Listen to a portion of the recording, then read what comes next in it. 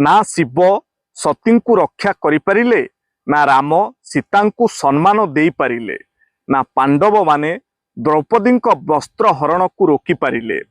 तेबे स्वामी देवता किपरि हेले?